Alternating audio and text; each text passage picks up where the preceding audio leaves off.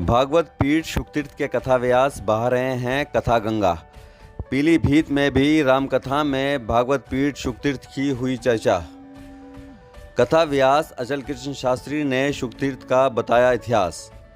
मुजफ्फरनगर के शुकतीर्थ में स्थित भागवत पीठ के कथा व्यास न केवल जनपद में बल्कि देश के विभिन्न कोनों कोनों में जाकर भागवत कथा सुना रहे हैं।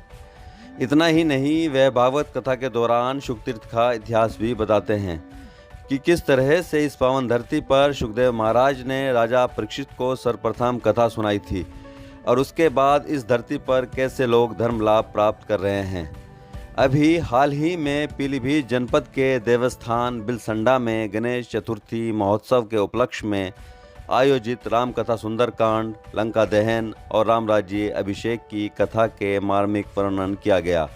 यहाँ पर भागवत पीठ शुकतीर्थ के कथा व्यास अचल कृष्ण शास्त्री ने न केवल भागवत कथा सुनाई बल्कि यहाँ पधारे लोगों को अपना परिचय देते हुए बताया कि वह ऐसे स्थान शुकतीर्थ से भागवत कथा सुनाने आए हैं जहाँ पर महामुनि श्री शुकदेव जी ने राजा परीक्षित को सर्वप्रथम भागवत कथा सुनाई थी।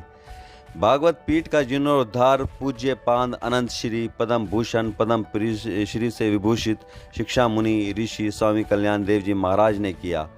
वर्तमान में जिसका संचालन दिव्य विभूति पूज्य गुरुदेव स्वामी ओमानंद जी महाराज कर रहे हैं।